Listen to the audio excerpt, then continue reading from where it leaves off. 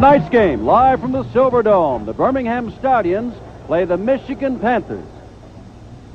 Let's take a look now at the starting lineups for both these fine teams. First of all, for the Michigan Panthers on offense, the offensive line will be Pinney, Dornbrook, Radloff, Tyrone McGriff, and Chris Godfrey.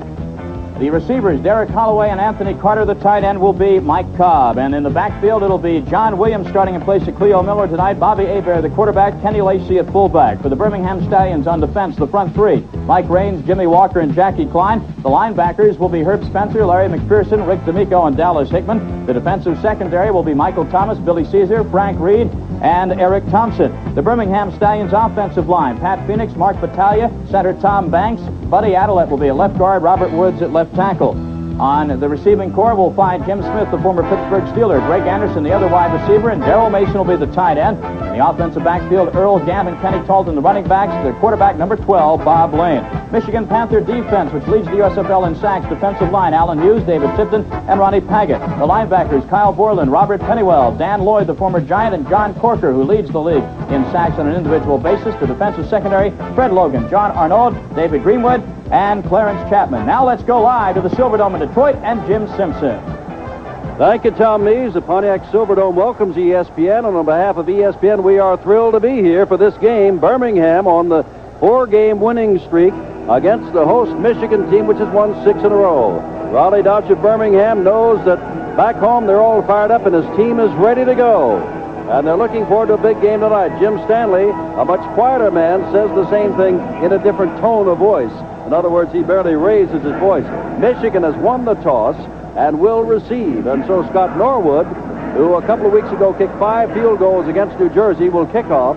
And the man in the middle is Jerome Stelly, a newcomer, a rookie out of Western Illinois, just signed today. Number 38, Jerome Stelly will receive the kickoff. The surprise here, they do not have a big crowd, less of a crowd than they had a week ago. They're expecting between 20 and 25,000. Norwood to kick off, and Skelly, first time in the USFL, will handle this in the end zone and will bring it out. The 10, and hit down before he gets to the 15-yard line. Tackle made there by number 55, who is Herb Spencer, a linebacker. And so it'll be 1st and 10, and they mark it just over the 13. Jim, we thought about it. It's going to be a hitting ball game, and we saw that Herb Spencer right on the opening kickoff. And I expect that to be that way, the intensity in this ball game, through the entire football game. Bobby Hebert coming in out of Northwest Louisiana State, a rookie. The opposing quarterback tonight for Birmingham is Bob Lane out of Northeast Louisiana. Holloway comes wide to the left. Anthony Carter goes to the right.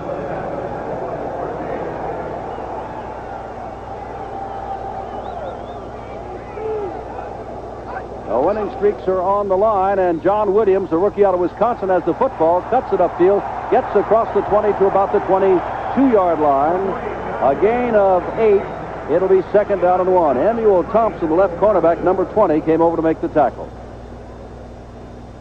You know, Jim, we talked about the offensive guards a week ago. Tyrone McGriff, number 61, he's pulling, and he says he loves to do this, to get to the outside, and he does. He gets an excellent block on Frank Reed. Frank Reed gets spun around. He's the strong safety. I like what he says. I like to go out and search for people. Holloway goes to the right this time, and Carter comes to the left. 2nd down and a long yard to go.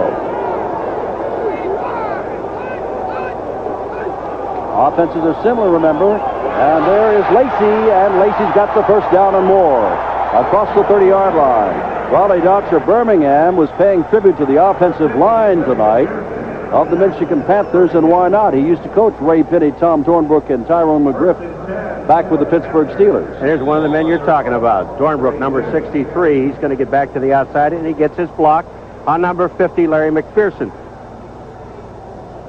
All at the 32-yard line. It is a 1st down.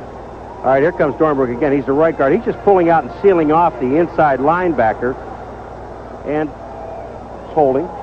Hebert has not thrown the ball yet. Why not? He's picked up the 1st down. Going to run it again. John Williams takes quite a hit as he hit the line of scrimmage. Looked like Jackie Klein was the first man to hit him before Mike Raines put him down. But Klein, number 98, hit him. Raines, number 79, put him down. John Williams scored the winning touchdown a week ago against New Jersey when Michigan was down 17-3 at the half and came back to win. 21 unanswered points in the 3rd period. Jimmy Walker, the nose tackle for Birmingham, number 75, is lining up off the ball. His job this evening is to take the last back in the backfield. Now he is up on the line. The two defensive ends, Klein and Raines, are off the ball. Second down, 6 to go. The first pass is right for Anthony Carter. Driven back, he may have the first down. Hit immediately by Samuel Thompson, but Carter may have picked up the first down. If he missed it, it's by about the length of the football or less. Carter last week, as Tom Mees told you, 5 catches for 102 yards against New Jersey. But the man on the other side of the line of scrimmage, Jim Smith, last week had 9 catches for 189 yards. And the mark of the ball, it is a first down. Ball at the 42-yard line of Michigan. They took the ball at the 13-yard line, now have it at their own 42. I hope to see the cornermen, Emil Thompson and Michael Thomas, both play up close on Holloway, number 29, and Anthony Carter, number 1. You just cannot give them a lot of room to maneuver. Holloway left, Carter to the right.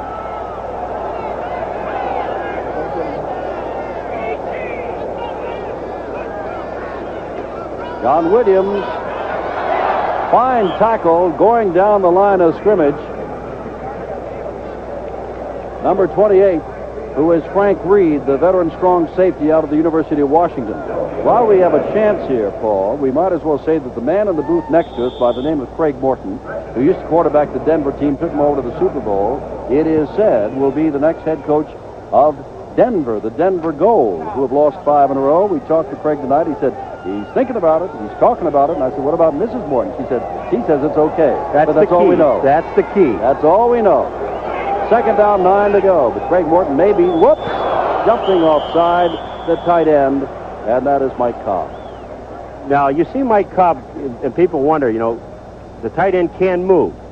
But the thing about it is he can only move laterally along the line of scrimmage. He can get up and move along the line of scrimmage, but once he comes forward, then he's in motion.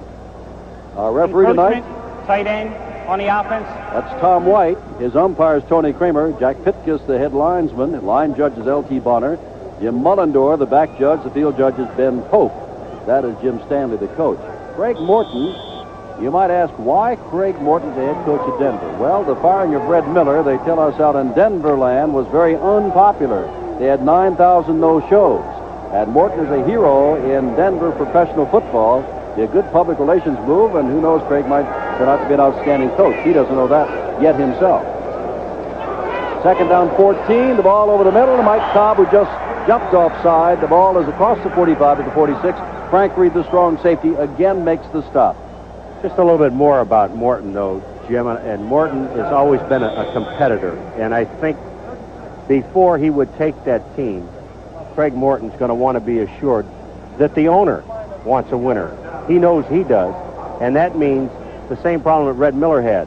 Will they go out and get the players to win? That's to be answered. Third down, 7 to go. Passing situation. No score. Michigan's had the ball the first 5 minutes of this game. Hebert across the middle has Cobb. He's got the first down. Dragged down. But that was Moriarty, or rather Mike Hatchett, who made the stop. But Cobb pays for the sin of having jumped offside by making the first down catch. The ball inside the 44 now of Birmingham. That was Mike Hatchett, who is the nickel back, the 5th defensive back, number 42, that makes the tackle on Cobb. And we're seeing more and more throwing the ball to the tight ends as the year progressed. There's Hatchett. He just wasn't close enough to Cobb, and Cobb drags him for 2 more yards. Drive started at the 13, and the first quarter is now 5 minutes exactly old. Both wide receivers to the same side. Now Carter starts in motion. That is John Williams. Fine play there. Herb Spencer came on in a hurry. Number 55. He is the leading tackler, and he adds to his total there. Spencer, out of Newberry, a rookie, plays the outside linebacker on the left side. Herb Spencer that time, just outstanding pursuit. He was the outside linebacker on that side. The corner came up and forced very well, and that was Michael Thomas. But when you have that, and you take down the guard like Tyrone McGriff coming out, that leaves an opening for the linebacker to make the tackle, and Spencer did it. Los Angeles Express got 36 yards on the ground total last week against this Birmingham team, and Michigan has already surpassed that. And here goes Williams for more, down to about the 40-yard line. And Mike Raines, number 79, getting up from making the tackle, along with Larry McPherson, number 50, the inside linebacker. Third down, long yardage again. Last time they went to the tight end Mike Cobb right over the middle. And as Paul said, Mike Hatchett, the nickelback, was laying 5 to 7 yards off him as he came off the line of scrimmage. Carter right, Holloway left. Excuse me, Jim. Now that Birmingham, they're not going to a nickelback. They're staying in their basic 3-4 defense. But their linebackers are getting up in the line of scrimmage. Hebert, the blitz is on, gets the ball away, and almost intercepted.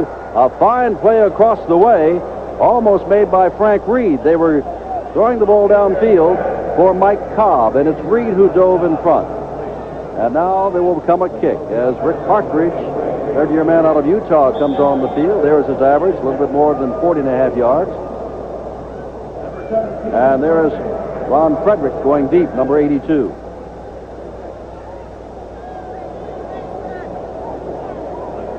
Partridge standing on his own 44. They do not have the rush on.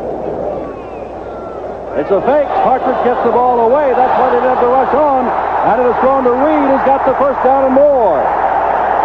Check that. That's Lacey. And a flag is down. Hold it. They did not have the rush on. And they might have been suspecting something, and Michigan is walking back. Partridge throws to Lacey, and there's an illegal block. Partridge better stay out there because he's going to have to punt now. He may have been hurt. He's walking around shaking that right arm. Well, Jim, he's going to get drilled at the end of this now. He fakes it to the up back, and he goes out and throws the ball. But then look what happens. The price you pay now, he knows what the quarterbacks go through. He did get the ball to Lacey. You're going to see the fake coming back to the outside. Illegal Nice block. fake. Everything was there. In the He's back. got Lacey, number 28, in the on the screen, and they've got blocking, and then Partridge just goes down. Again, the price you have to pay. Now he knows he can sympathize with quarterbacks. Tim Stanley, well, we were looking for something different tonight. Mark one up for Stanley and Company. A fake punt. He's the first one.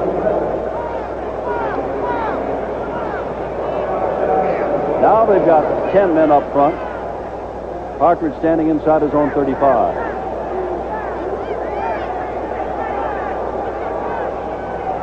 I didn't think you'd get that many guys in that small a space. 4, 3, 2. Now they snap it.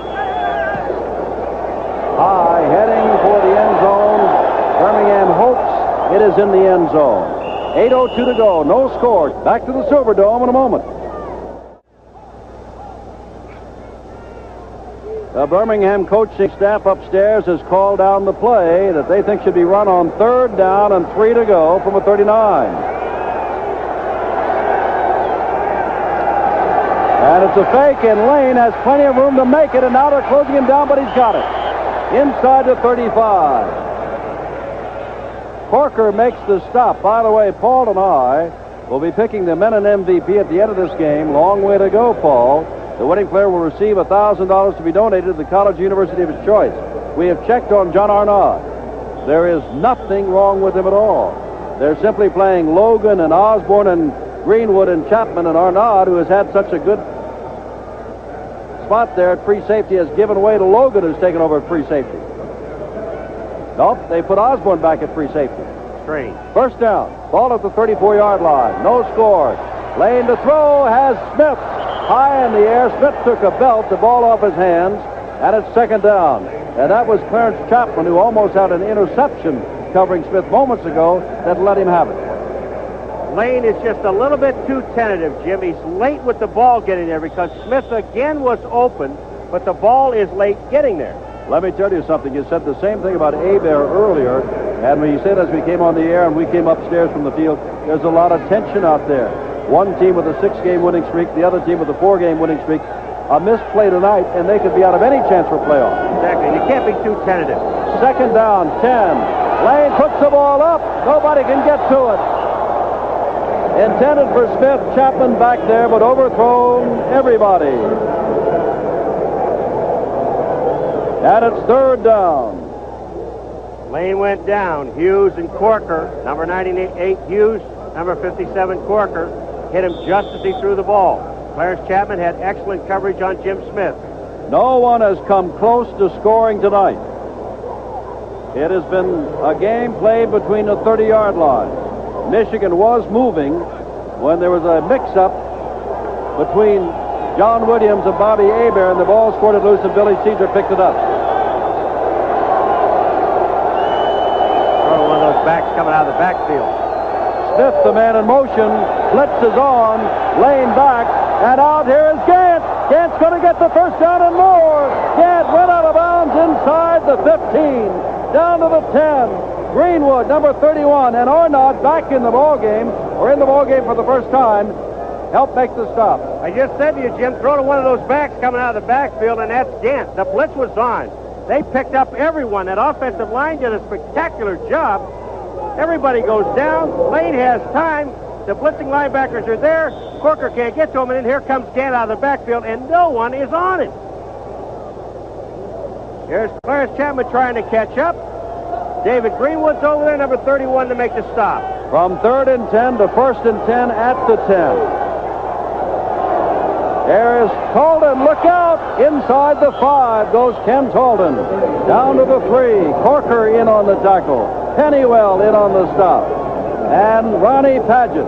But it is second down from the 3. Adelet again. I keep mentioning his name. I'll be saying it all night long. Watch number 78. He gets out and gets his block on the linebacker on the outside, and they just keep right on moving. Linebacker got the block on was Dan Lloyd, the former New York Giant at Washington Federal, who had that heroic battle against cancer and has come back to play football. Time has been called. 13:31 to go. First half, no score, but it is Birmingham that is 3 yards from a score. Jim Simpson, Paul McGuire, we are live from the Silver Dome in Pontiac, Michigan, one-time site of a Super Bowl.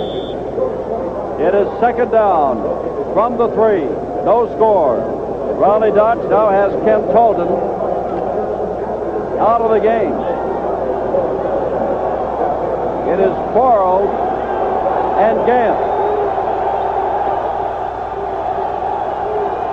Skabensky in motion. Here's Gant, who caught the football and took it to the 10. Knocked down at the 3 again. Line of scrimmage, third down. David Greenwood, number 31, led the way. You can see Logan getting up. And the last man to get up looks to be Alan Hughes, number 98. So it is third down from the 3. Jim, Cornelius Quarles is in the backfield, number 40, and he's supposed to block for Gant. Take a look at it. He can't find anybody to block. He gets mixed up, trips over his own man, and Gant gets hammered. And Quarles is going out of the game. Yeah, I think so. Denny White has come back in. Talden has come in. Third down, 3. Straight ahead is Talden, and now comes a big decision. Do they go for the obvious 3, or do they go all the way? They go for the obvious 3. When you're in a game that's this tight, playing strong defense against strong offense, nobody's made a move from the sideline yet. Raleigh Dotch, he's got a man that holds the USFL record with 5 field goals. Norwood is walking back toward the bench. He's not coming out on the field. So Dotch is going to pull out the big gamble, 1.5 yards to go. You become a hero, or whoops. Well, he obviously believes that 3 points is not going to be enough against Michigan, and you got to go ahead. If Michigan stops him, what a lift it's going to give this football team. A little swing pass, touchdown, and standing right there with it is Stevens, a tight end. Lane rolled out as if to run the ball, as he has on several occasions, throws the yard pass to Steve Stevens, who makes his first touchdown catch of the year. Jim, Bob Lane could have scored on his own. Everybody jammed to the inside. They figured they're going to go to the inside. Buddy Adelet gets on the outside. He's got the block. You can see that Bob Lane could just move in if he wanted to. Number 24, Fred Logan, was there, but you have the big man on him. Either way. Now Scott Norwood, who is 21 out of 22. They'll attempt to make it 7-0. And Norwood's cook is perfect. second quarter. Birmingham leads by 7. Second turnover for Michigan. The fumble picked up by Caesar, and this interception by McPherson. Take a look at what I'm going to call him now, big hands McPherson. Watch him get up in the air and get the ball. He's got big gloves on. McPherson makes the interception. Jim, if he gets a block on the outside, he can go all the way. Dallas Hickman, the linebacker, number 57, turned to the inside instead of looking outside. Lane looking for a quick one. Puts the ball up, has his man over there, and rolling ahead is Smith. And that is his third catch of the night. And he's got a first down, I do believe, inside the 25-yard line. Clarence Chapman is having his troubles with Smith tonight. There's McPherson, the man who made the interception. And let's check on one thing for Larry. That's interception number 2 for the year. That time, Bob Lane was not looking at Jim Smith, and that's what you call a last-minute decision. He just flipped it out to Smith, and the Smith came back and adjusted to the quarterback.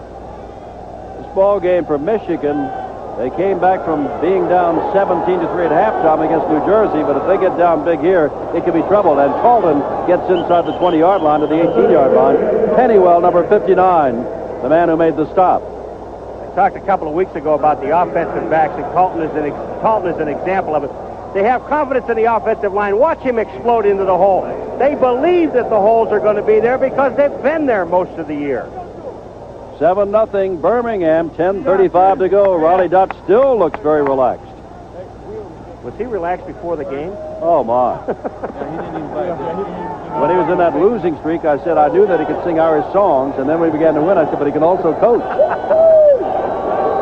And off to Talton. Talton goes for the first down inside the 15-yard line.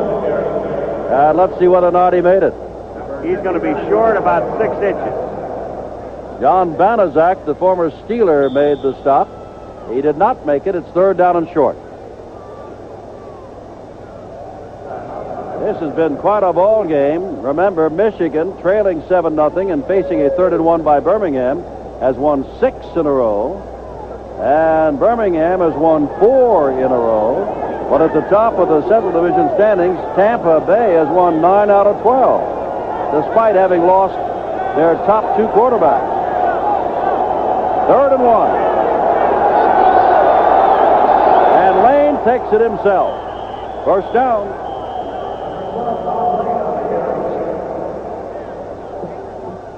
That's when you have a quality quarterback like Bob Lane that can run the football. I've said this before, and I'll say it again. The safest play on 3rd and inches or 4th and inches or any down with inches to go is the quarterback. Jim Stanley's group has turned the ball over twice, and that has been the big problem.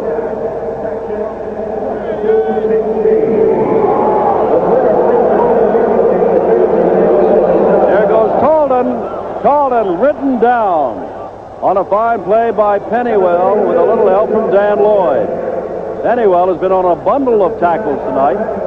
Talton gets the ball down to the 12-yard line. And it is second down and 8 to go. When Birmingham kicked off to Michigan, the way the Panthers moved the football, you thought, uh-oh, it's going to be a long night for the Stallions. But the Panthers have stopped themselves, and thus far, Birmingham has been able to take advantage of one of the turnovers, and now they're trying to take advantage of the second. Lane going to run the ball. Adelette in front of him. Lane gets down near the 5-yard line before Clarence Chapman comes up to make the stop. Along with Mike Edwards, who apparently is playing that left outside linebacker spot because Borden is not in there. Here's a tight end, Steve Stevens. Now take a look at him. He's going to get a block. There's a double-team block with Phoenix right there on the defensive end. They just blow him right off the line of scrimmage. When you do that, that's John Banaszak. You can move the football. Here comes Lane. He gets a great block. Adelette is out. He's the guy to block number 53, Mike Edwards. And now it's third down and about 2.5. Lane looking, throws, and it is almost intercepted by Pennywell. Pennywell is there again, but did not get the big interception. It's fourth down. Here comes Norwood. Jim, Pat Stainton, the guard that's in the game, they alternate their guards, but Pat Stainton, number 74, was running out, 74 was running out to the outside, And he looked back at Lane like, why did you run the ball? All we had was one linebacker there. I could have blocked him, had him on the ground, and we could have been going. Norwood now will try a 23-yard field goal. And if he makes it, chalk this up to the turnover, the interception by McPherson. 23 yards out. It is good. 7:28 to go. Second quarter, 10-0. The Stallions lead. You know, Paul, when I take a look at that page there, what I look at is at the bottom, and thank goodness Raymond Chester was not as seriously hurt as it looked when he got belted in the head the other day. I know that it's a great thing to lead the league in receiving, but a man like Chester or any person, I'm just so glad that it's only a sprained neck and nothing more serious than that. Yeah, but it just scares me. I've been around football too long, and when I see him strap the guy onto the stretcher like that, and I agree with you. It's just so thankful. Raymond Chester is such a credit to the game. Jerome Stelly, the man, is deep. Norwood had just kicked a 23-yard field goal. Will kick off. Last time he had a short kick. This time he gets a little bit more into it. Stelly at the 2. 10. Trying to get outside and makes it to about the 20-yard line and no more. Tackle made across there by Freddie Smith again. 8 plays, 29 yards with a 23-yard field goal. That after the interception by McPherson. And now Bobby Hebert and company will try not to bump into each other or throw the ball into the hands of a linebacker and get something going again. They're down by 10. 10-0, 7:18 to go in the half. Well, we said we have two offenses that run the same offense. There was the last meeting. That was our first game. That was Boyevich's game, his 349-yarders. That's right. But Birmingham has changed their offense somewhat. We'll see if Michigan does the same. I'll give you a trivia question in a moment, Paul, about that first game. Oops. Looks like Hebert was in trouble again. Gets it up high, looking for Anthony Carter. Hangs it up there. Look out! Ball is still there. Touchdown! Carter picks it out of the air. 80 yards.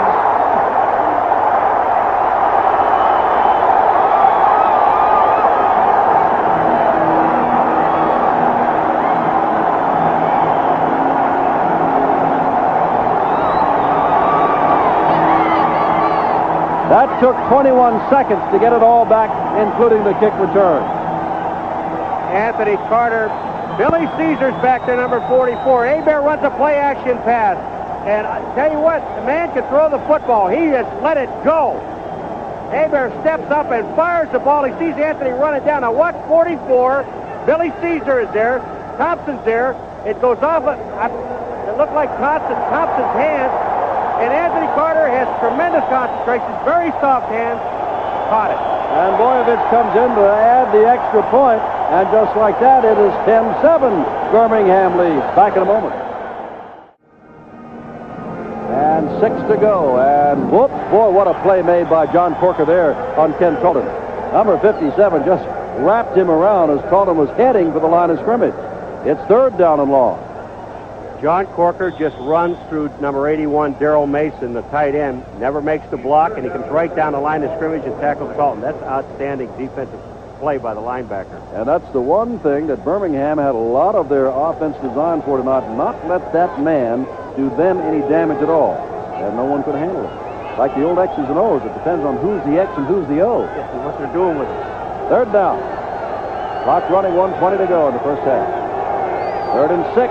Lane looking, Lane throwing, and it is over everybody. A little mix-up there. The man nearest to it was Greg Anderson, but it's 4th down, and they'll have to kick the ball back to Michigan. Bollinger came on. Did not have the great punt last time, Paul, and as a man who led the league in punting one time, you can say why, even though it's 51 yards or 52 yards, he's not been punting that well. And he's a little slow kicking the ball. They just snapped it real quick. Gets a better kick here, and Carter's back at the 5th. Oh, he dropped the football, and it's going to belong to number 33, Lonnie Johnson. Lonnie Johnson has it. There's a 3rd turnover of the night.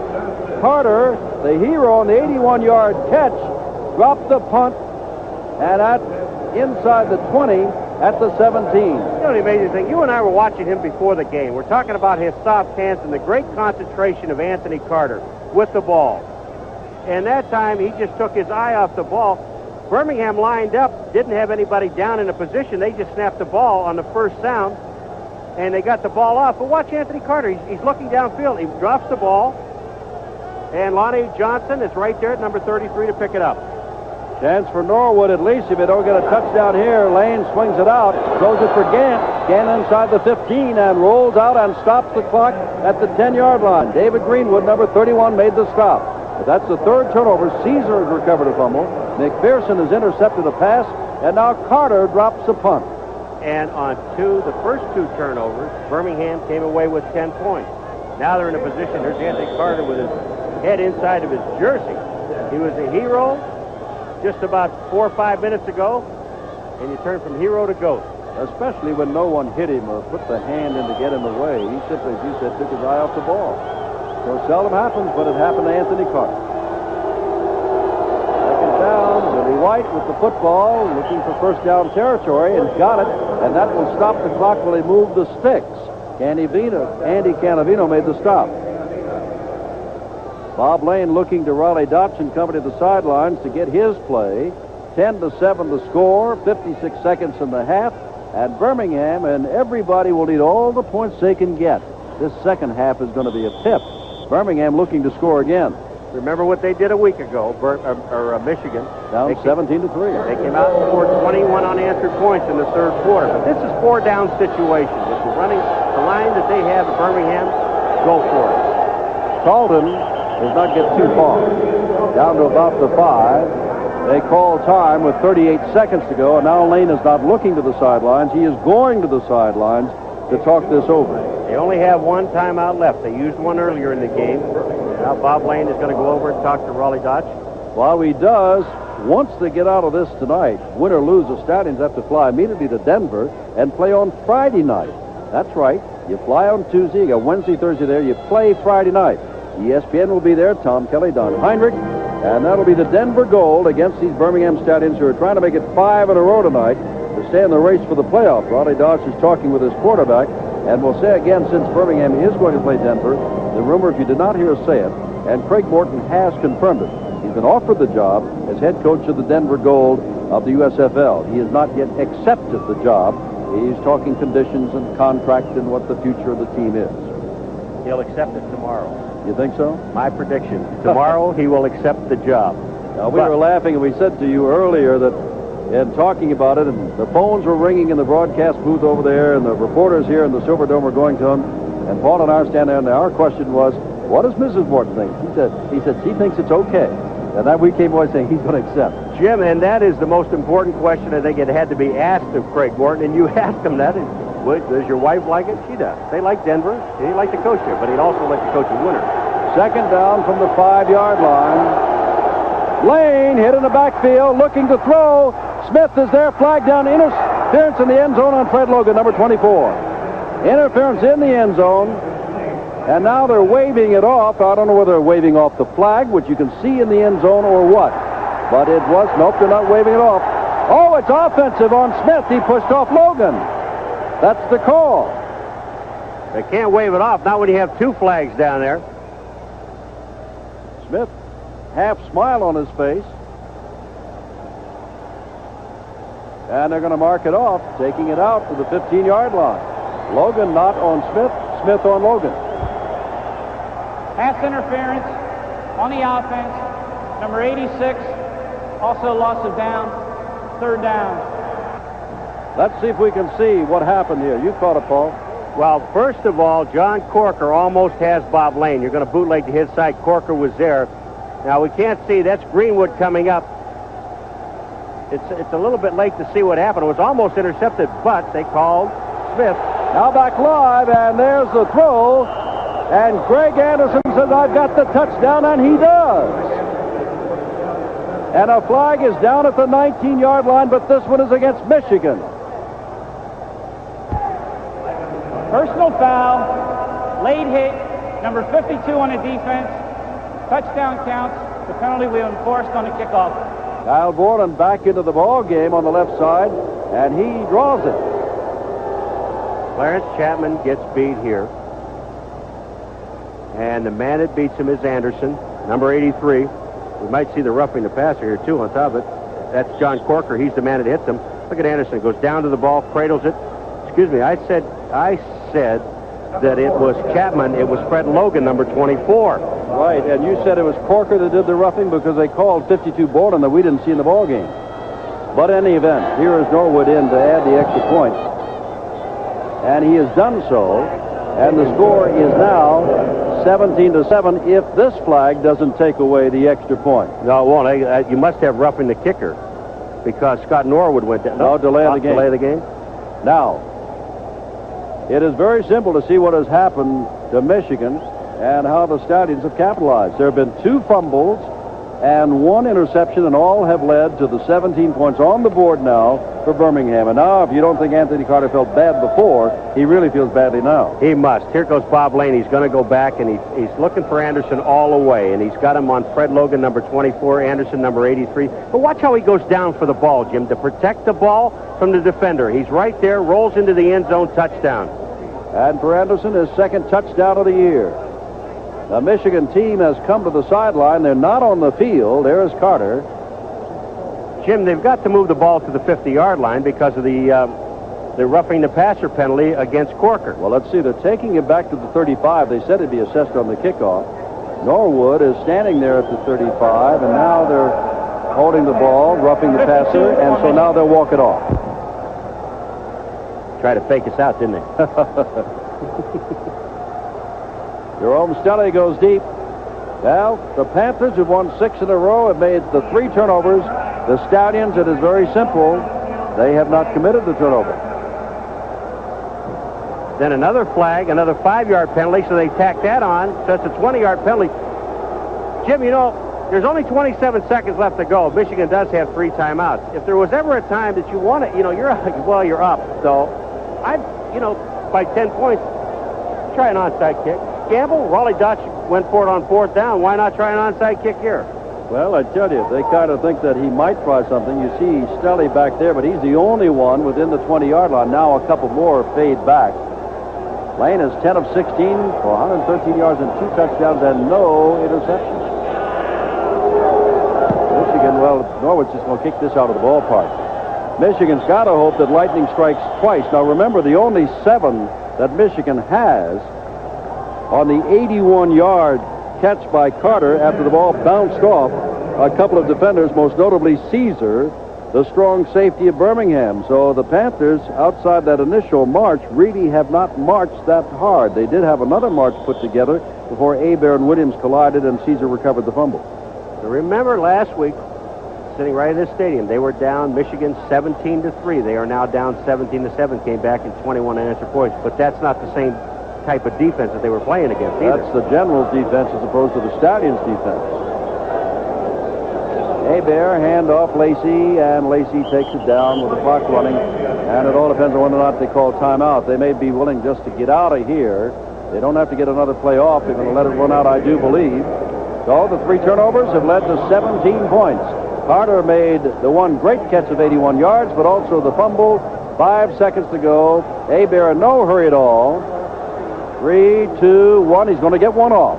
But he's going to hand it to his fullback, Lacey. And Lacey bursts into the secondary, and that's the end of the half. End of the half. Story is thus far the turnovers. Birmingham wins the first half at least 17-7. Hello again, everyone. I'm Tom Mees. We're at halftime of our Monday night USFL game for the Pontiac Silverdome, and the Michigan Panthers and their fans have to be asking themselves, haven't we been in this predicament before? Yes, last week Michigan trailed 17-3 at half. This week they trailed 17-7. Let's look at the stats now and get a clue why Birmingham is up by a count of 17-7. All right, passing 9 for 16, 5 for 6 for Michigan. Yards passing about the same, yards rushing about the same, total yardage about the same. But number of plays, Birmingham has a big 2-1 advantage, 43-22. They have 3 more first downs, but the most important stat, the 3 turnovers committed by Michigan, they've led to all 17 of the Birmingham points. And look at the time of possession, because Birmingham has controlled the football for double the amount of plays that Michigan has. They've also controlled the time of possession, 18-11 to 11-49. The Michigan Panthers have to cut down on their turnovers. They have to play a little bit more ball control and get the ball in the hands of Anthony Carter, their big play man. 17-7 our halftime score. Let's go back to the Silverdome and Jim Simpson. Thank you, Tom. Along with Paul McGuire, Boyovich of Michigan will have to kick the ball off, which means the Panthers will have to wait a little while to get their hands on the football, barring the first turnover of the night by the Stallions. They have been playing letter perfect. Lonnie Johnson, who has recovered the Carter fumble, is the man who is deep. And it is Billy White who picks it up instead. White gets across the 15 and now gets across the 20. And it's Chapman that's going to run him out of bounds at the 29-yard line. And Michigan, Lane, will bring them out again. Well, Birmingham, their first possession, they failed, okay. Then the next possession, that was after a turnover, a touchdown, field goal after another turnover. Then they punted twice. Michigan's got their defense back together again. And then again another turnover, Jim, and another touchdown. That's their 17 points.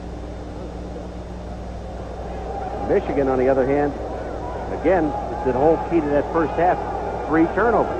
Jim Smith wide to the left. Lane from the 29-yard line. Birmingham leading 17-7. There's Gant. He had a good first half and has a good run here and may have enough for the first down. David Greenwood and Ron Osborne, numbers 31 and 23, make the tackle, but Gant's got the first down. Looked like almost like a delay, but it wasn't. Gant is trying to find a hole. Buddy Adelette goes through, gets a block, and the blocking in the offensive line just took up where they left off in the first half. Repeat. Michigan working on a 6-game winning streak. Birmingham on a 4-game winning streak. A loss by either could be devastating tonight or any time between now and the end of the season as far as making the playoffs are concerned. Billy White does not get too far, does he? About a yard, and that's all. And it'll be 2nd down and 9 as he nudges the ball across the 40-yard line of Birmingham. Alan Hughes, number 98, in on the tackle. Raleigh Dotz, the head coach of Birmingham, relaxed, but he cannot. He looks relaxed, at least. He cannot relax with the Panthers. They are a good ball club. Birmingham has come alive with their team. After all, they lost to Michigan in the opener, 9-7. And Boyavich's 3 field goals. Took them a little while to get going, but now they've reeled off those 4 in a row. Second down. Here goes Gant again. Gant turns it up and gets good yardage again. That's Corker up top holding on, number 57. But Gant picks up another 7 or 8 yards. And it'll be 3rd down and short. I mentioned in the first half the confidence that the backs have in their offensive line. Look at Gant. No hesitation. He's just going down the line of scrimmage, cuts back to the inside. Pat Phoenix, number 71, gets an excellent block for him. John Corker comes over to make the tackle, but Gant picked up 9 yards. They are number 1 in the USFL in rushing, and as we were told today, they're a tight little ball game. A tight little group, these running backs of the Stallions. They like one another, and they play for each other. And as replacement for each other. There's Talton picking up the first down across midfield to the 49-yard line. And Raleigh Dotz has brought his team out, and Bobby Lane is moving the ball on the ground. And after the good 27-yard return by Billy White to the 29, they move the ball now to the 49 of Michigan. Now it's play action pass because Birmingham runs most everything off of play action because they run the ball so well.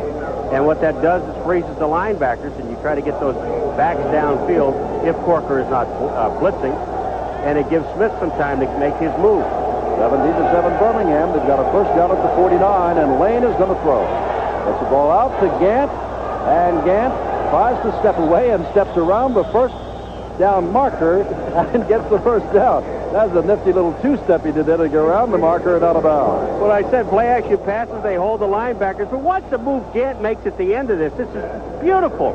He's going to be tackled by Greenwood, number 31, 2 yards short of the first down. And watch him get the first down. Now, he keeps in bounds, and he's going to dance around. Even though he's holding by the arm, he dances around the first down marker, picks it up. Ball at the 38-yard line.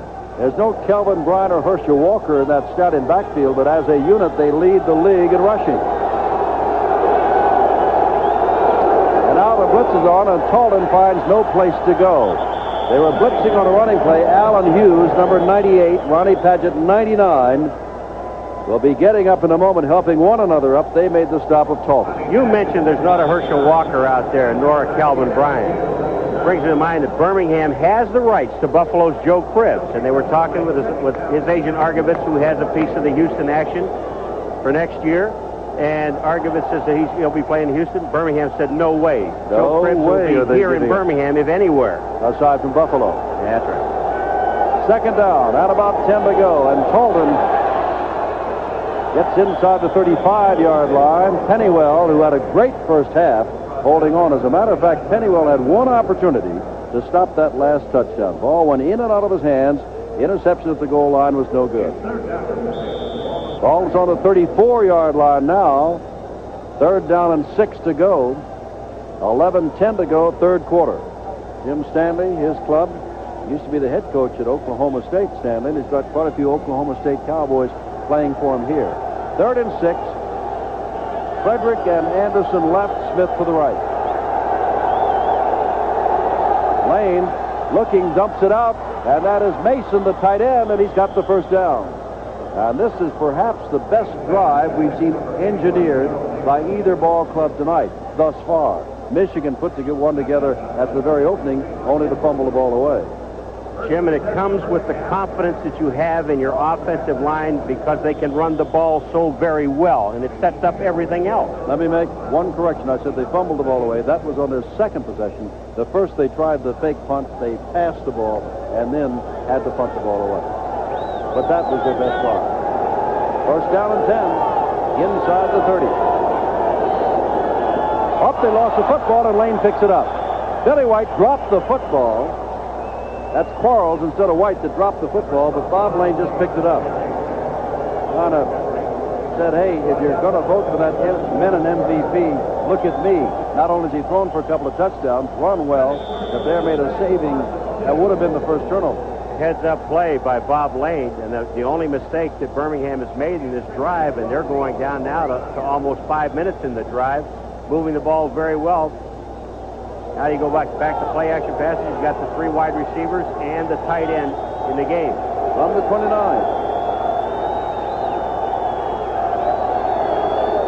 Lane. And again, there's Mason, his tight end over there, and Mason is being bumped around and put down by Pennywell inside the 25-yard line. Can you believe that with a 6-game winning streak, and I know that Detroit is a depressed area, and they've got nearly 20% unemployment in the city of Detroit and about 15% in the state. And I know that there's several strikes going on. But 6 consecutive wins by Michigan, and the attendance tonight is 20,042. It's a shame because it has to hurt the players. I know they're getting paid to play the game, but they're performing so well. They started out poorly. They're performing so well, and they're doing it for themselves and for the fans and Detroit. And the support is not there. I thought after that week, last week, 32,000 because Herschel was here, and this game is so important that they'd have at least 40. 3rd and 7. The blitz is on. Lane is back, dumps it out, has his man, and there's Jim Smith again. Yet another catch. Greenwood hanging on, and that's going to be enough for the 1st down. Ball just by the 15-yard line. All right, Jim Smith is going to go down and across the middle. He's going to fake out, and he's going to have some coverage right there. And all of a sudden, Greenwood is there, number 31, to make the tackle. But Smith knows where the 1st down is, and you've got to go back and give credit to the offensive line. They had a full-scale blitz on that time, and no one got close to Lane. Smith this time comes out to the left. 4 receptions, 49 yards tonight. Had 9 for 189 last week. 17-7, the Stallions want more. Give it to Talton. Talton's in deep trouble. You can see Padgett up top, putting him down along with Hughes, 99 and 98 again. 8:20 to go, 3rd quarter. Norwood practicing on the far sidelines in case the Stallions don't put it in. Why do they call them the Stallions? Well, this team, the majority owner is Marvin Warner, former ambassador to Switzerland, who owns many, many thoroughbred horses. And therefore, if you think in that context, no wonder, being a horse lover as he is, he calls his team the Stallions. They didn't have a contest. Second down and 8 to go. And here is Quarles. Quarles breaks 1 tackle before Corker puts him down along with Canavino. 57 right there and getting up is Canavino. Now it is 3rd down. And let's see, about 3. All right, we talked about Buddy Adelette in the first half, and again, the second half, he is just taking up where he left off.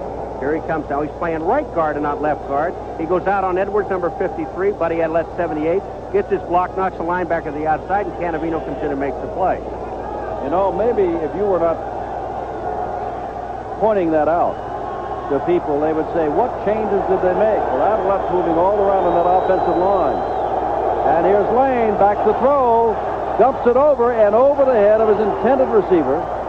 And that is number 81, Darrell Mason, the tight end. And that's going to bring up fourth down, and that will bring out Scott Norwood, who already has a field goal tonight of 23 yards. And Birmingham ran 2 seconds shy of 8 minutes off the clock. How about that? Took that opening kickoff return by White to the 29, have driven it down to the 8-yard line. And now this will be a 25-yard field goal attempt by Norwood to make it 20-7 if he gets it. 25 yards. It is good. It is 20-7. Come back to the Silverdome after this.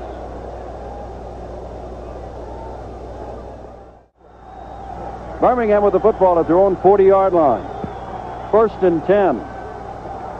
They've got a 13-point lead, and Talton does not get very far. And Michigan is running out of time. They say they've recovered a fumble, and they have. Somewhere in that mix-up, Talton gets up. They are really furious with the official. Talton is still on the field talking to the official, saying they took it from me after I'm down. But it is Corker who comes up with the ball.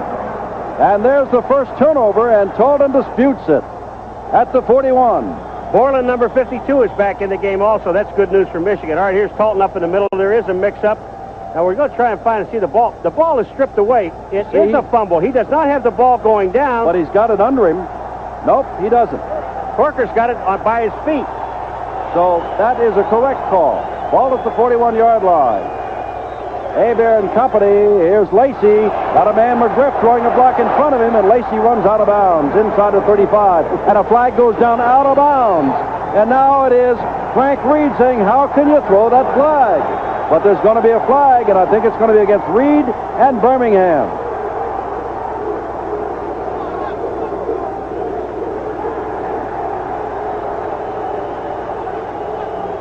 We talked about the guards. Watch number 61. Tyrone McGriff is going to get to the outside. He's going to get a block on number 50, McPherson.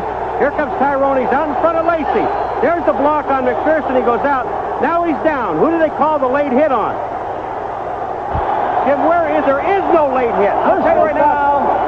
Late hit out of bounds. I didn't see it. Number 28 on the defense. But that's the man they called it on Reed, and that's why he was objecting. Jim Reed is on the ground. He can't hit him. He wasn't even near him. McPherson, number 50, is the only guy that was close. If we got it again. Maybe we can show it again after this play from the 18-yard line. Reed is furious, but the bottom line is Michigan's got the ball. First down at the 18.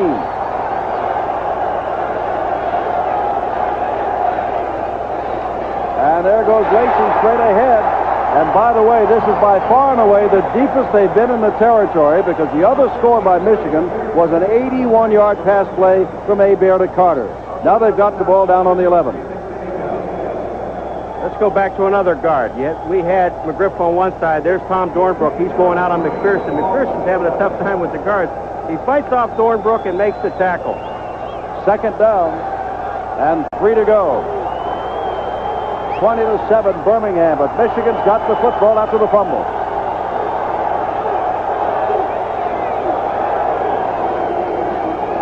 And there goes Lacey up the middle. Lacey driving inside the 5. First down, goal to go. Spencer and McPherson trying to hold him back.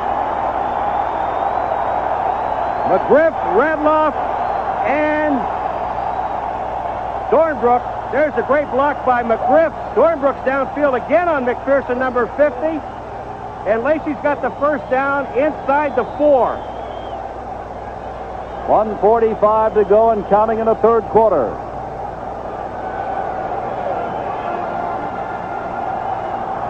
Michigan trying to make the first turnover of Birmingham pay off for them, as there are 3 turnovers that paid off for Birmingham. Hebert, that is John Williams. Williams down to about the 1. And that is all. McPherson made the stop. The only thing that's happening in this drive, Jim, is that Michigan's running an awful lot of time off the clock. It's going to be down close to the end of the third period by the time they score. But if they get 7, they'd be within 6 and a whole quarter to go.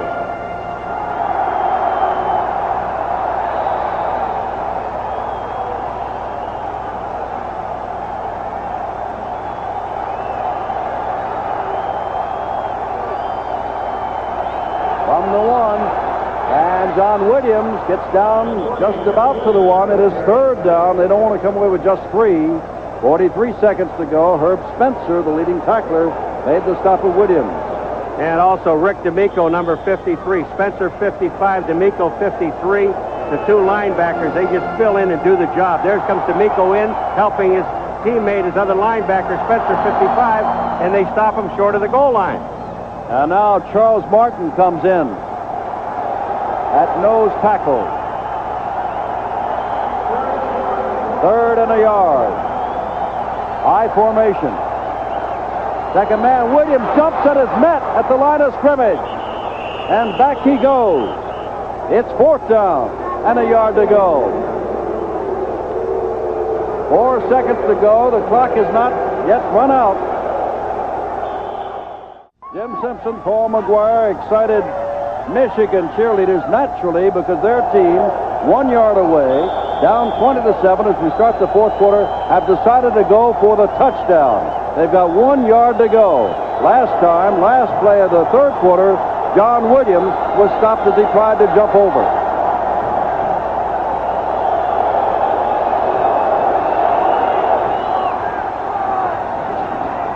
Quick pitch back. There goes Williams. Touchdown, fumble the ball, but he's in the end zone.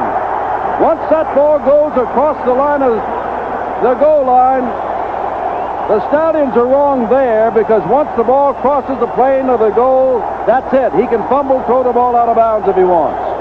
The officials have made a right call. And it's true. Once that ball touches the plane of the goal line, it is a touchdown. No dispute. We'll watch it from the side. Here comes Eccles, 88 in motion. He gets a block. Williams goes into the end zone. Now the ball has to cross the goal line. There it is. He's fumbled it into the end zone. Exactly. He's got a touchdown.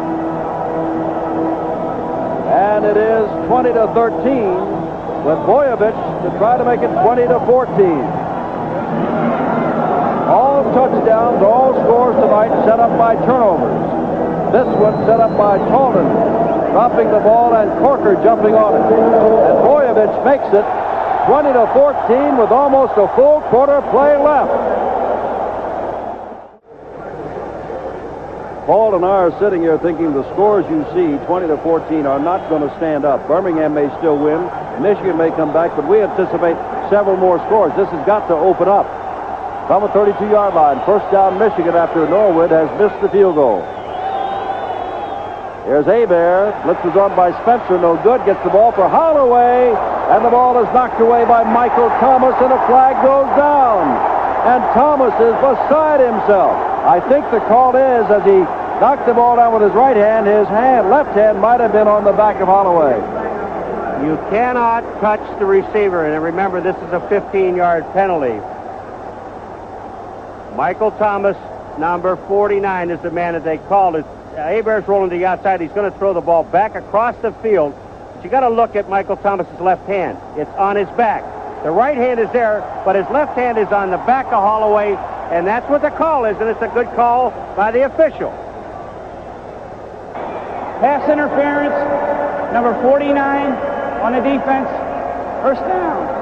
15-yard penalty, automatic 1st down, no matter whether you need more than 15 yards to make the 1st down or not.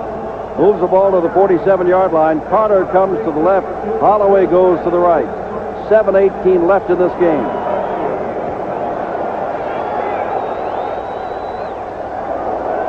Hebert fakes to Williams. Throws out here to Lacey out of the backfield. 1st down. Thompson makes the stop of Ken Lacey. But that's a 1st down inside the 45-yard line. And now Michigan, trailing by 6, begins to come back. Lacey took quite a shot over there. Jim, again, I'm talking about the passes all night long, except for the long bomb to Anthony Carter. The ball was tipped and went off of his helmet. But both teams, if they will stay, and that's what Michigan's doing now, within that 10 to 15-yard pattern, because the cornermen, both Thompson and Thomas, are playing way off the wide receivers. Give them some room to run the shorter pattern. 1st down from the 42. Hebert throwing. Gets the ball out there, and it is caught and out of bounds.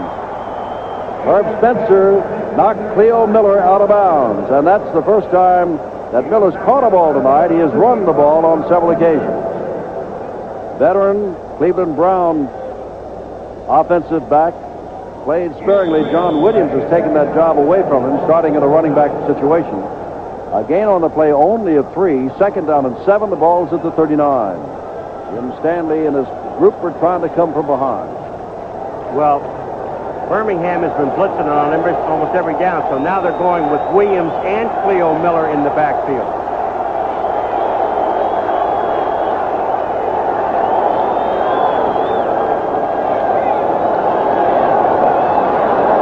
Just to get it away for the clock. Oh, the ball is up for grabs.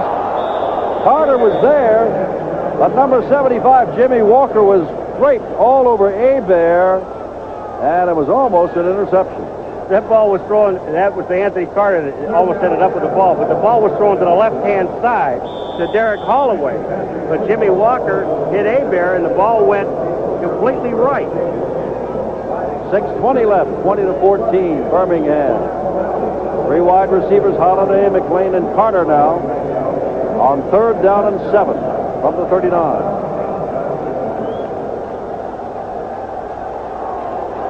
Carter and Holloway are right, McLean is left. Now Carter in motion. McLean's all by himself out here. Hebert to Carter. He's got it. First down inside the 30. Tackle made by Reed. There's that 10 to 15-yard pattern again. If you're going to throw against the defense going in, throw it into the middle of the field. Anthony Carter comes out, but also Lacey goes out of the backfield. It opens it up. Now they got to put one-on-one on Anthony Carter, and that's Reed coming up to make the tackle because, you know, you give him some running room and Anthony Carter is gone. But if you're going to throw against the defense, Anthony's limping off, and I guarantee you he'll be back. But throw in the middle of the field because that's where it's open. McLean right, Holloway left. 5:38 and counting in the game. Michigan down by 6. Hebert this time hands off to Lacey. Lacey breaks the tackle. Lacey's got a first down. Inside the 15, they'll mark it. Inside the 14-yard line. First down near the 13. Thomas ran him out of bounds. Lacey, what they call is just legging it. Take a look at Lacey. Breaks back. That's Dallas Hickman, 57, not making the tackle. Also, number 75, Jimmy Walker, misses the tackle. Lacey goes back to the outside, picks up the first down, gets out of bounds, stops the clock. 5:25. Birmingham has never trailed in this game. They've led the whole way. Lacey has now carried 14 times for 107 yards. Remember, last week he had 156 yards against New Jersey. So back-to-back 100-yard games for Ken Lacey.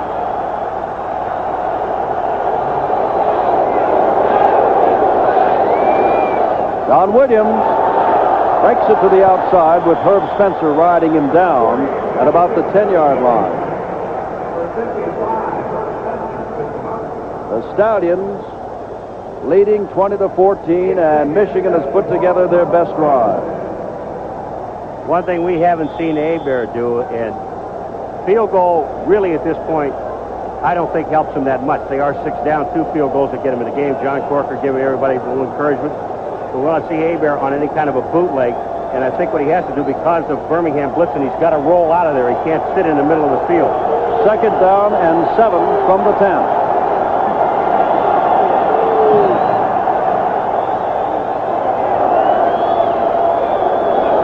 There goes Williams, and Williams gets down near the 5-yard line. And it is going to be 3rd down and short. McPherson made the stop. And in comes some help in the way of an offensive lineman. You watch Williams where he gets tackled. See 55 Spencer? Watch where he's tackled, Williams here. Now watch where Spencer knocks him. He knocks him 3 more yards towards the 5-yard line. He's trying to pull him back, but his momentum knocked him forward, helped him pick up another 3 yards. 3rd down, 2 to go for the first down, 5.5 to go for the touchdown.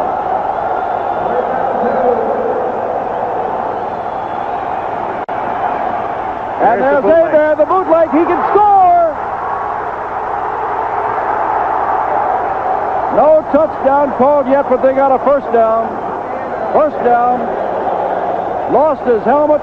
Good hit just as he hit near the goal line, and it's first down and goal to go. Well, I've been looking for the bootleg, and Hebert can run the football. Here it comes. Hebert gets back to the outside. This is a naked bootleg. There's nobody out there blocking for him. Hebert breaks it back to the inside. Oh, my. Hey, he scored look, a touchdown. The ball is on the goal line. He scored. There's the old break the plane again, Jim.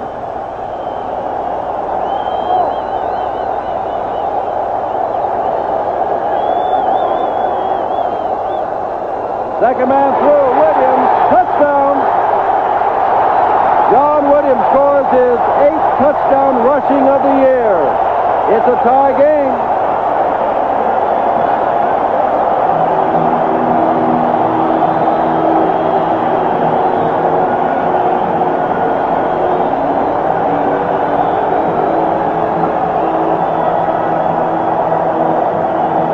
It took the officials a little bit of time in order to raise their arms, but here comes Williams coming right at you. The ball breaking the play. There was no question about it being over the goal line. It is a touchdown. Of course, Hebert had the touchdown the play before, but they had a chance to run off some of the clock. And now to put him ahead, Boyovich comes out. The kick is blocked. It's a tie game. Boyovich didn't get it up. 2:52 to go. It's 20 all.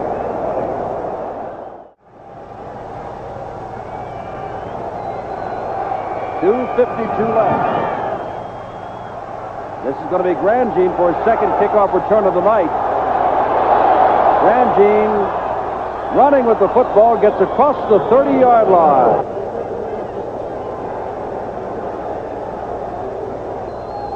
First and 10, the Stallions from the 34-yard line. 2 minutes, 41 seconds on the clock. All right, Jim Simpson, I want you to do me one favor. Give me that statement you said before the game started. I know what I said. I said, they say anticipation is greater than satisfaction. I hope that is not so tonight. What a game. What a game.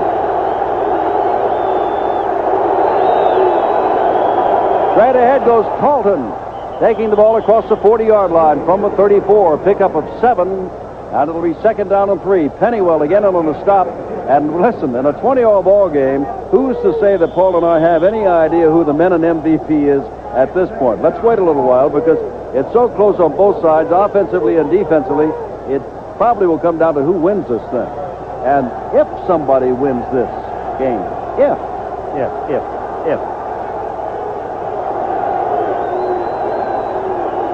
Second down and short. Talton again. Talton's got the first down. That's Borland most in motion there. In evidence, Ron Osborne also on the tackle. 2 minutes to go.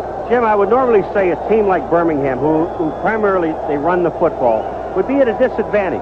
But in the USFL, let me remind people that don't realize this, that inside of 2 minutes, the clock stops after every first down. So that puts the advantage in their favor. A strong running team, first downs will stop the clock and they can line up again. 3 wide receivers on first down for Birmingham. And Lane back to throw. Looking out here for Mason, and the ball is broken up by Chapman. Second down, and Clarence almost had the interception. Flag down, and it's in the backfield of Birmingham, and they're going to be called with holding. So one of the reasons why Clarence Chapman didn't intercept that ball is because he waited on the ball. Instead of going up and attacking the football, he waited for the ball to come down to him. Had he gone up for the ball, he would have been able to pick it off, and he'd have been gone. They'll mark off this penalty for holding of 10 yards and make it second down and 20 from the 38. I think I read his lips to be 59 Battaglia, the right guard. Did I read his lips right? 59. All right, we'll just take a look at the left guard, Battaglia. And is he the man that's holding? Yeah, he dragged his man to the ground, and the man he dragged down was Alan Hughes, number 98. Sylvester Moy's in the game. Well, there goes Talden, and Corker was on a blitz and had to peel back. Corker was teeing off on the quarterback, Bob Lane. Talden, that should put him over 100 yards now. Pennywell again made the tackle. Time is called by Birmingham. 1:44 left in the game. And because of a mixed extra point, it is 20 apiece. You can hear Bobby Hebert say we're going to get them. It's 20 all now, though, and it's second down and 15 to go. Monday Night Football, the USFL live on ESPN, and we've got one. There's Lane looking for Smith, who comes back and makes the catch at the 45-yard line. It'll be third down and 3.5 from there. Pennywell was on top of Smith, but it is third and short. At one time, it was first and 20. Jim, isn't it amazing that the guy that everybody knows you're going to throw the ball to, Jim Smith, number 86, and he can still get open. He has a linebacker, Pennywell, number 59, coming out to help out. Clarence Chapman knows that his man is going to be catching the ball. But Clarence Chapman that time played way off because it was second down and long. But Smith, that's the first time he didn't get beyond the first down marker, but he couldn't. He didn't have time. 1 minute and 5 seconds and counting to go in this game. Third down and 3. And here's Quarles, and Quarles has the first down to the 41. Now that will stop the clock with 57 seconds to go until they move the sticks. And once the sticks are moved, then they'll start them again. Quarles, number 40. Cornelius Quarles goes back to the inside. This was just an off-tackle play all the way. Greenwood, the safety, is up there making the tackle. You don't want to run right now against Michigan right up the middle. If you're going to run anywhere, you want to run to the outside or throw back into the middle of the field. Remember, Norwood is an outstanding field goal kicker if they can get within range in this last 57 seconds. Lane has time, goes down the sidelines. Look out, the ball is broken up on a fine play by Logan, and they say he's got it. Wait a minute, he threw the ball away. They didn't break the ball. It's a touchdown. And Mason throws on it. Has the whistle blown? Touchdown! Logan threw it away in the end zone, and Mason picks it up. What a bowler! What a bowler! Logan intercepted so happy, he threw the ball down in the end zone with 35 seconds to go. And Mason, keeping his wits about him, knowing the ball was alive, jumped on it. Oh, Jim, well, I tell you, Logan had the ball. Apparently, no one had touched him. He is free to get up and run the ball. He did not get out of bounds. Then he ran around back into the end zone. Now the ball is still alive. He took the ball and he spiked it. You can take all your spikes and splits and jumps and flips and throw them out the window. He'll remember the rest of his life, and I guarantee he'll never do it again. And I guarantee you he will see it over and over again on nearly every USFL program, every sports program, on all the networks and all the local stations around the country. Logan, a rookie out of Cincinnati, starting tonight. He'd been on the bench, made the interception, dances into the end zone, throws it down. Mason realizes it is a live ball and jumps on it for the touchdown. And what the official is explaining to him is he was never down. Now, if he goes into the end zone, it's just like a man on a kickoff return. If he's on the 1-yard line and he goes back into the end zone, when he goes back into the end zone, that is a safety. He has got to bring the ball out. He was outside of the end zone, went back in, spiked the ball. All right, let's take a look at it. Bob Lane goes down, goes out, and throws the ball deep. Now, Logan's going to make the interception right here. Take a look at Logan. He is not touched by anyone. His feet are not out of bounds. He can get up. The official marks the ball at the 1-yard line. He's up. Now he's running around the end zone. He is still alive with the ball. But look at him chasing there. There's a man trying, Frederick, it looked like, trying to make the tackle, realizing what was going on. No, look, they changed it. Now Birmingham goes wild, and Dutch is calling for the official. They changed it at least 3 minutes after it happened. Jim, you can't take a ball outside the play in the playing field, take it into the end zone, and bury the ball. That ball is still live. Look at Ronnie Dodge. He's out in the middle of the field on the goal line. He's going to suit up. Cannot believe it. Well, it's not over, as Yogi said, till it's all over. They're moving.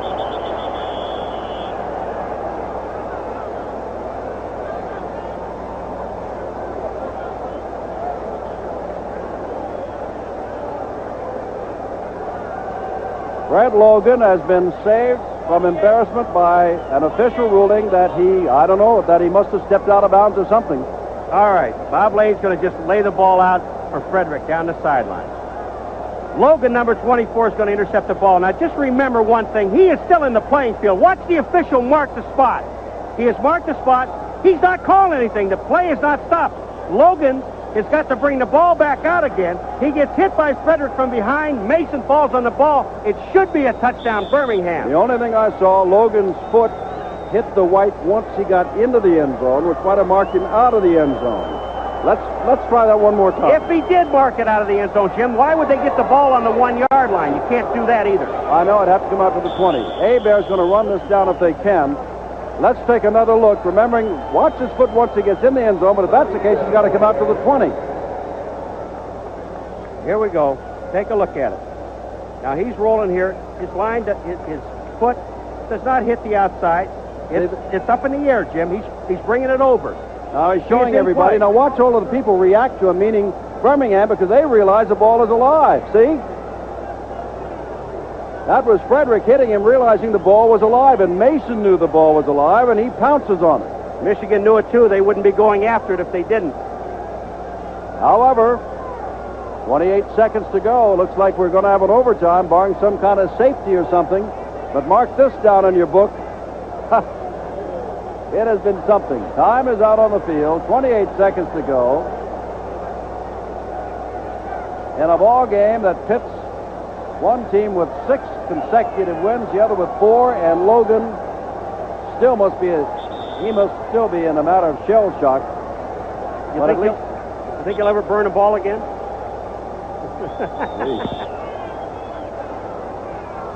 Stand by, there is overtime in the USFL, and it looks like we're staring one in the face, barring some kind of safety or remarkable turnover here.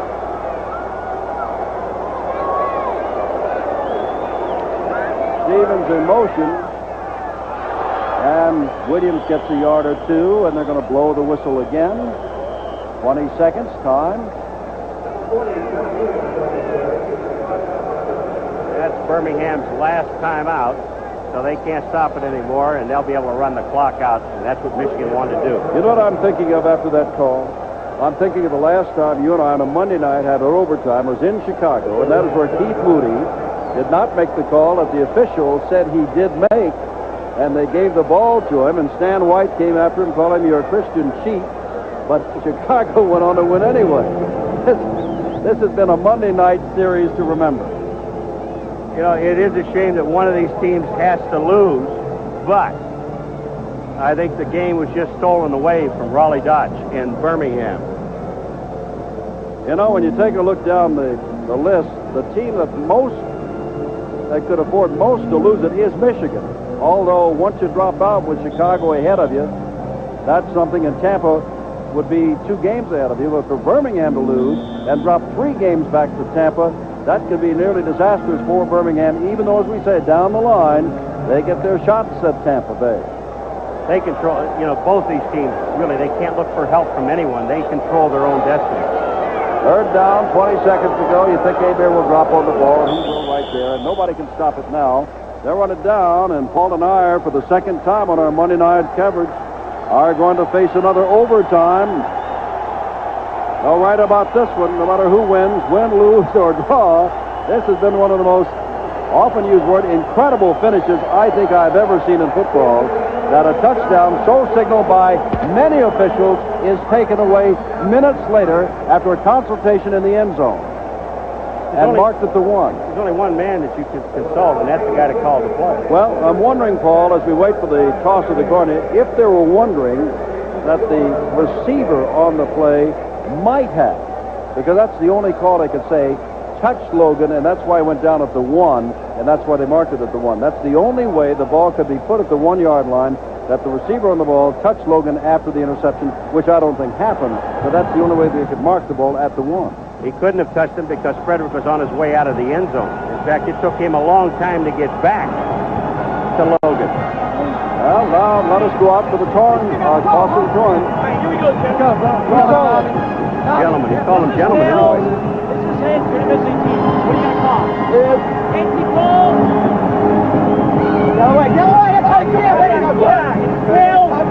can't touch you. He can't touch you. He can't touch you. He called head.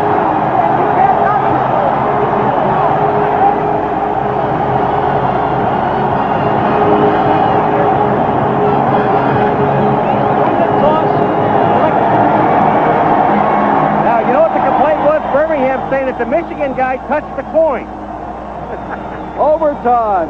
I know you'll come back. I know it.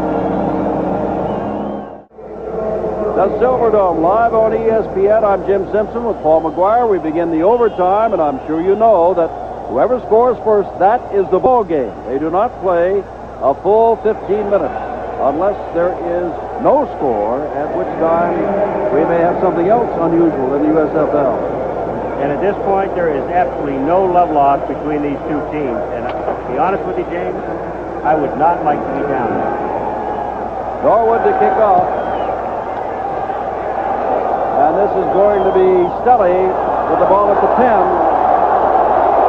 Stelly in a mess. But does not make it out to the 20-yard line. Tackled by Freddie Smith and Jackie Klein. All right, let's go back to it again. The other question that you brought up, Jim, did Frederick touch Logan on the way down? Here is the interception. Frederick is there. He's going by. They're both going for the ball. Now, Frederick is gone. He's into the end zone. He caught the ball. Now he's back up there. Look at the official. That's where you got to keep an eye on. It's still in play. Logan gets the ball. He catches it. He falls at the 4-yard line. Now, if he's going to be anywhere, it's at the 4-yard line, not at the 1-yard line. That's what they say is past history, but nobody will let that die in a hurry, I guarantee you. Hebert back to throw as though he's got not much time. Throws to Holloway. Can't hold on to the football at the 32. Over there defending is Michael Thomas. Second down. Hebert went for a lot in a hurry. It is 20 all. Can anybody remember such things as Anthony Carter catching an 81-yard touchdown pass, Anthony Carter dropping a punt that set up a score by Michigan? All seems like a long time ago. What does not seem so long ago, Boyovich not getting the extra point up and having it 20-20 instead of 21-20. And don't forget your tight end, Mr. Hebert.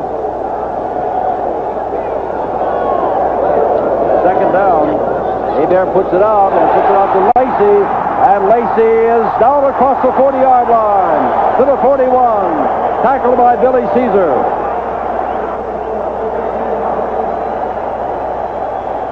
A definite mix-up in the defense because Lacey goes out of the backfield, and take a look, there is nobody on him. Thomas comes up to make the play. He gets a little help from one of his friends, Billy Caesar, but the linebacker that was supposed to be on him, or the safety, whoever it might have been, was not there.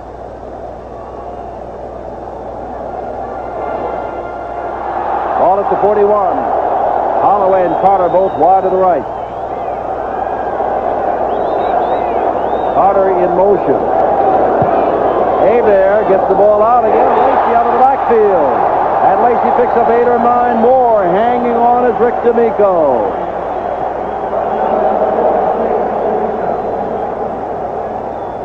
They're just taking Lacey, number 28, out of the backfield. A little play-action pass to the backside to Williams, and Lacey is there. D'Amico, number 53, is the linebacker, and he's covering the back. That's tough coverage. There is Alfred Taubman. Now, we understand that Cal Lepore, the head of officials, is listening on the radio in the New York area, and Cal Lepore called it interception momentum, taking it out to 3, but they didn't take it out to the 3. They took it to the 1.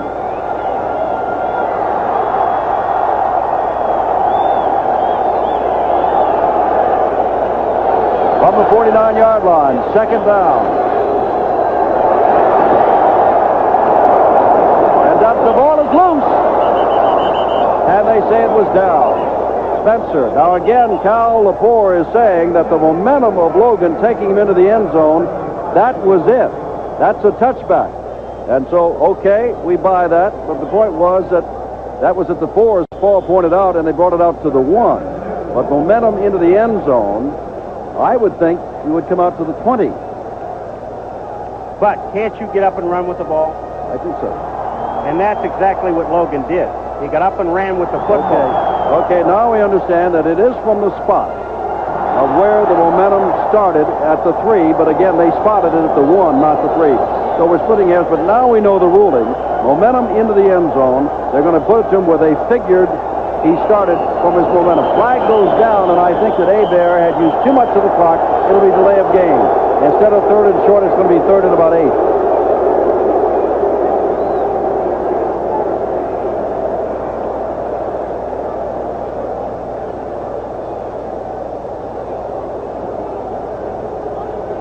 Jim, Birmingham knows now on 3rd down and about 7 yards to go that Michigan's going to throw the football. They are just going to tee off and fly.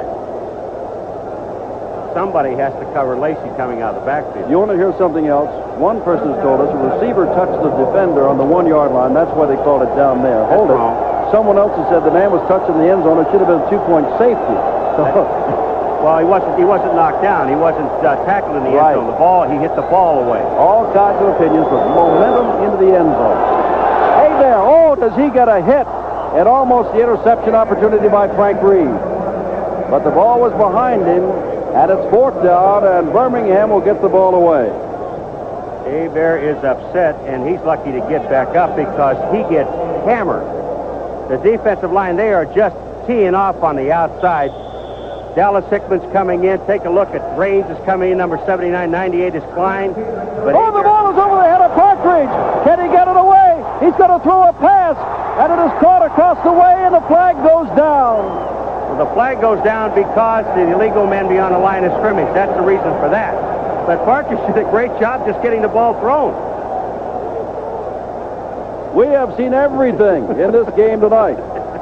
I think it was Chapman who caught the ball, a defensive back. And what it means is, because it means that Birmingham's going to have the ball and very little yardage to get to give Mr. Norwood a shot. Well, when you have illegal receivers downfield, that's also a loss of down. So it will be Birmingham's ball. Here comes Tom White again.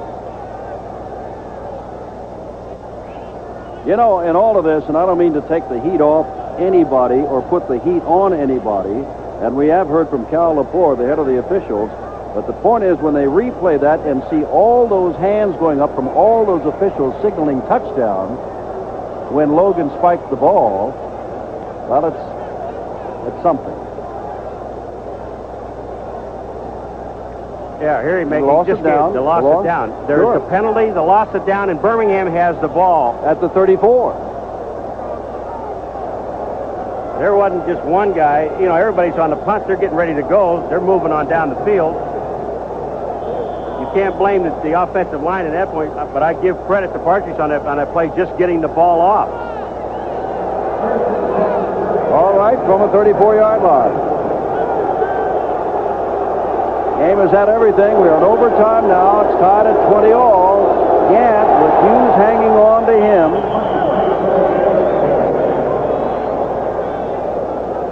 Jim, it is getting mean down there. It is getting mean. Very, very mean. On the 32-yard line. First team to score. Point out again that they're both in the Central Division.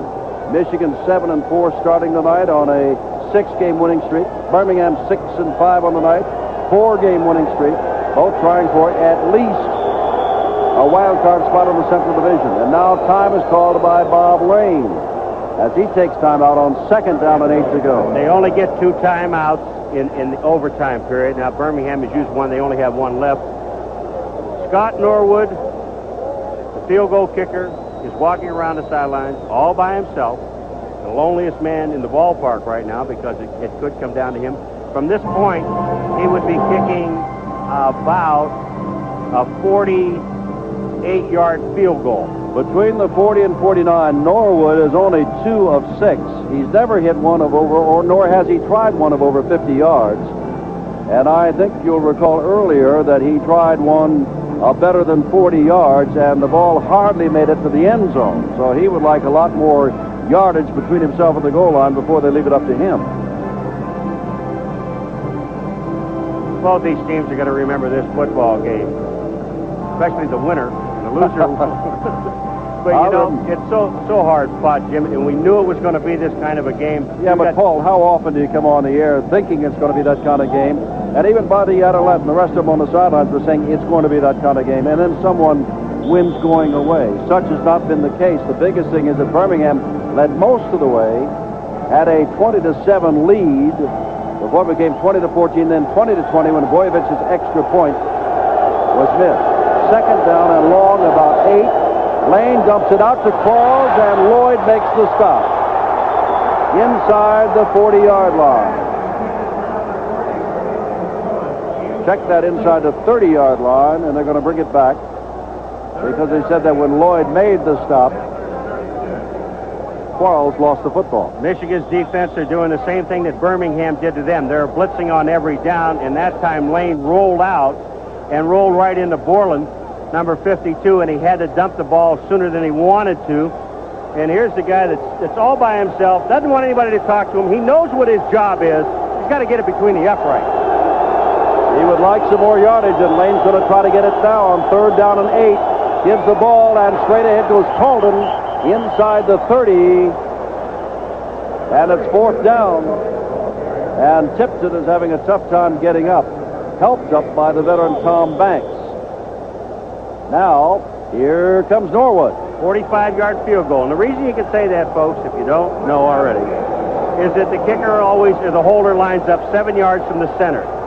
I don't know who started that first, but that's the way it is, and that's how it happened. And this will be, he's going to be just over 45, close to 46 yards. He is hit on 2 out of 9 from here. 49 yards out. The kick is up. The kick is good. Ball game is over. Birmingham wins.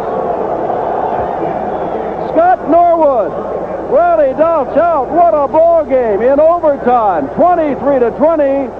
Birmingham is now 7-5, and so is Michigan. Our final score from the Silverdome in overtime. Birmingham Stallions 23, the Michigan Panthers 20. For Jim Simpson and Paul McGuire, I'm Tom Mees. Good night, everyone.